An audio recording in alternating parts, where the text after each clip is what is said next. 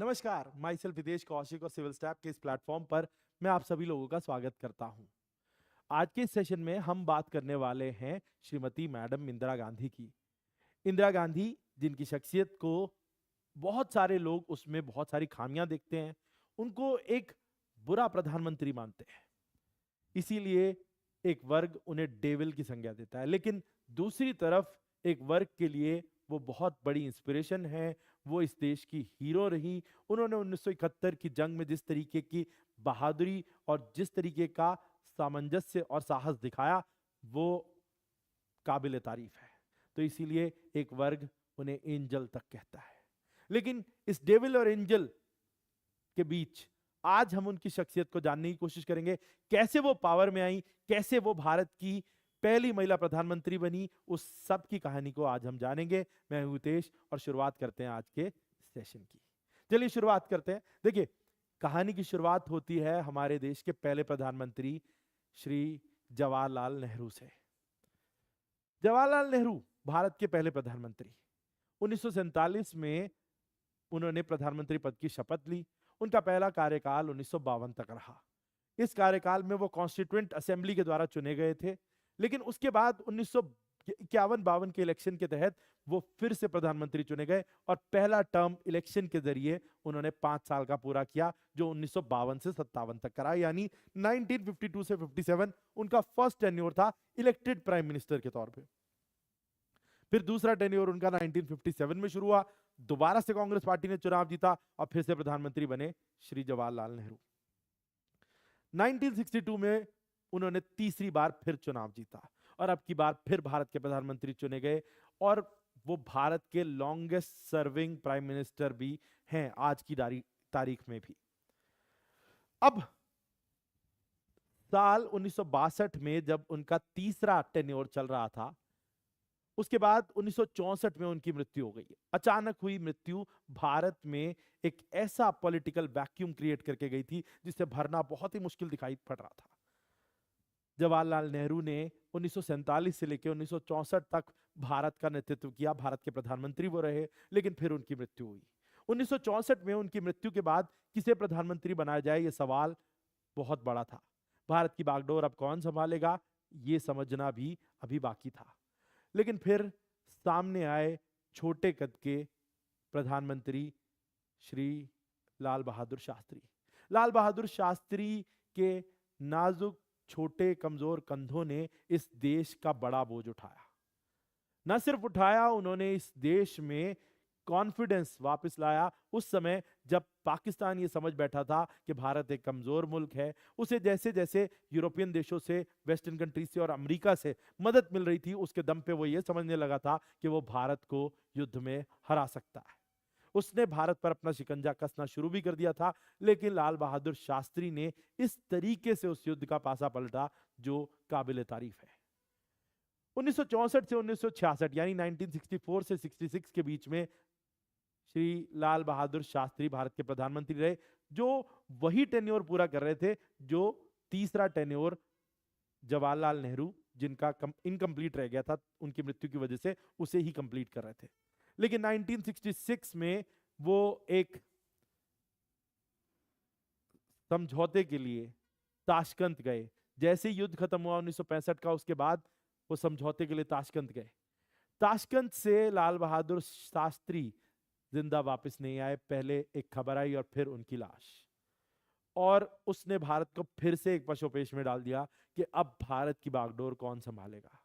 इस पर बहुत कंट्रोवर्सी है कि श्री लाल बहादुर शास्त्री की जो मृत्यु हुई वो किस अवस्था में हुई, क्या उसकी वजह थी, उसको लेकर बहुत डिबेट और कंट्रोवर्सीज मौजूद हैं। लेकिन हम अभी उस विषय पे नहीं जाएंगे। हम चलेंगे आगे श्रीमती इंदिरा गांधी पर। मैडम इंदिरा गांधी जो इसके बाद प्रधानमंत्री बनने वाली थी।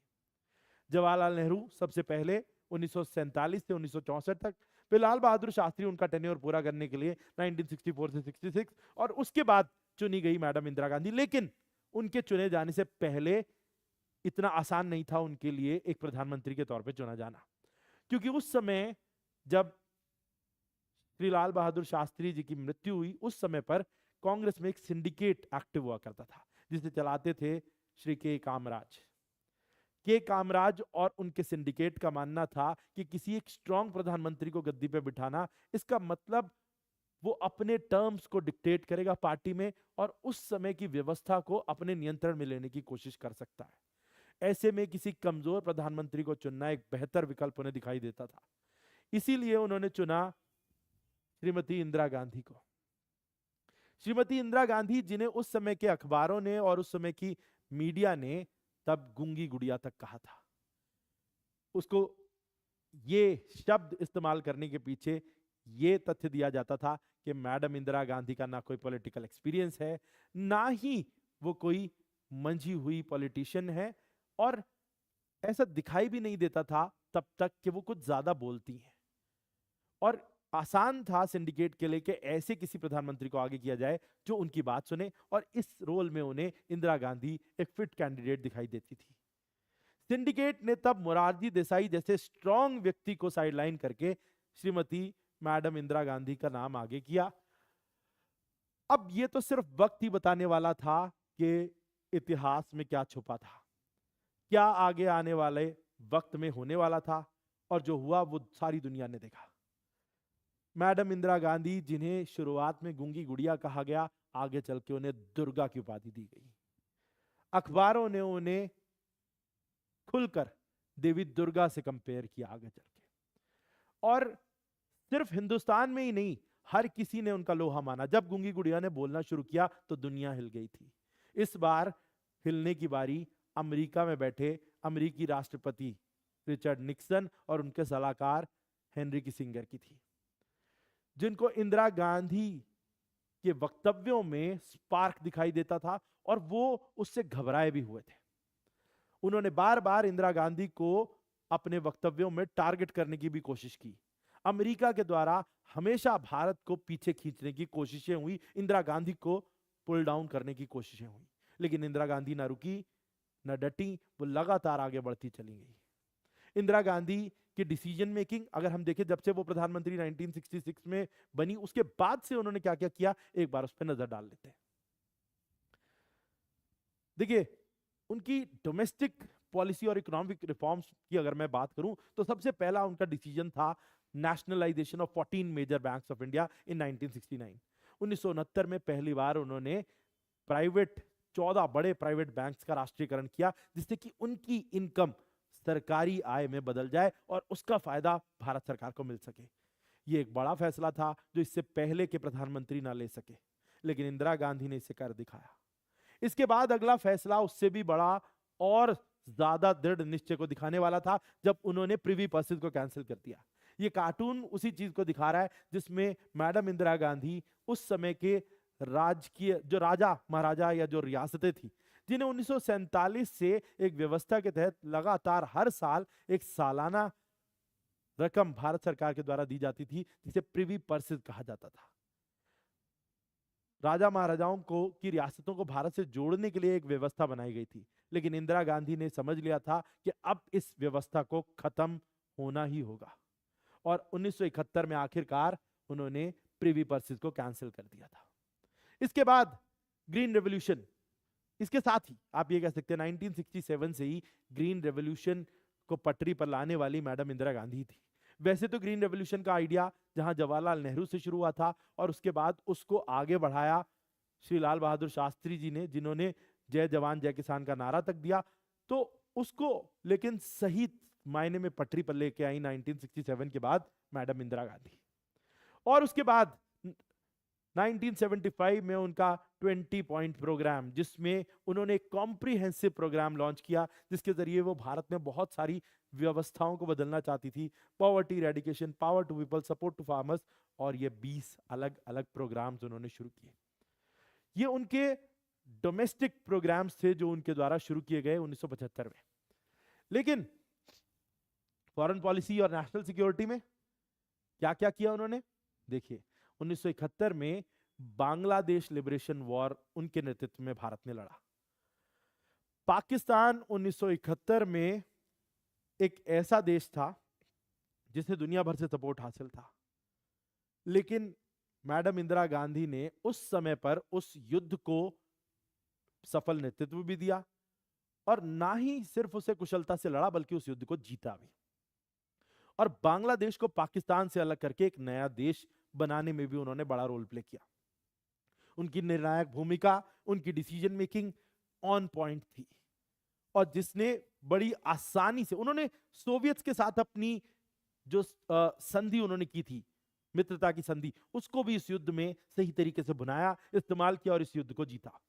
सही समय पे सही चाल चलना उनका इस युद्ध में परिचय बन गया था। लेकिन इसके बाद उनसे कुछ गलतियां जरूर हुई, जैसे 1972 में शिमला समझौता करते हुए वो थोड़ा सा क्रम्बल डाउन जरूर करती हैं। लेकिन उसके अलावा 1974 में पोखरण न्यूक्लियर टेस्ट, जिसमें उन्होंने भारत को विश्व पटल पर एक कदम ऊपर ले जाके खड़ा कर दिया, जहां सिक्योरिटी के मामले में हम आज गर्व से कह सकते हैं कि हम एक न्यूक्लियर कैपेबल देश हैं। उसके लिए श्रीमती मैडम इंदिरा गांधी बहुत बड़ा रोल उन्होंने प्ले किया। उसके अलावा 1975 में एक पॉलिटिकल उनका जो आगे स्टेप था, उसमें उन्होंने सिक्किम राज्य पर कब्जा किया। सिक्किम एक अलग देश था, उसे उन्होंने भारत में विलीन किया, 22वां राज्य बनाया आफ्टर अ प्लेबिसाइट। यह भी उनका एक बहुत बड़ा योगदान था। इसके बाद आगे बढ़े तो आगे उनका जो जीवन था बाकी का, वो संघर्षों से भरा रहा, जहां वो पहले जेल भी गई, उसके बाद फिर दोबारा प्रधानमंत्री बनी 1980 में। उसके बाद फिर अब जैसे पहले 1975 में जब इमरजेंसी लगाई गई थी उनके द्वारा, तो वो एक बड़ा कंट्रोवर्शियल डिसीजन उनका माना जाता है। आज भी उस पर बड़ा डिबेट किया जा सकता है। उसके अलावा 1984 ऑपरेशन ब्लू स्टार, जिसमें उन्होंने शायद संवेदनाओं से ऊपर उठ के एक बड़े ही खराब तरीके से उस ऑपरेशन को अंजाम दिया, जिसमें उन्होंने सरकारी तंत्र का इस्तेमाल किया, लेकिन शायद उसको इस्तेमाल करने में उनसे थोड़ी चूक हुई। नतीजा था कि आगे चल के उनकी हत्या कर दी गई। 1984 में मैडम इंदिरा गांधी नाम का सितारा डूब गया। अब अगर मैं पूरी बात करूं मैडम इंदिरा गांधी की, तो वो भारत में महिला शक्ति की पहचान मानी जा सकती हैं। भारत की पहली महिला प्रधानमंत्री बनी वो 1966 में, और इस देश की आजाद भारत की तीसरी प्रधानमंत्री वो थी।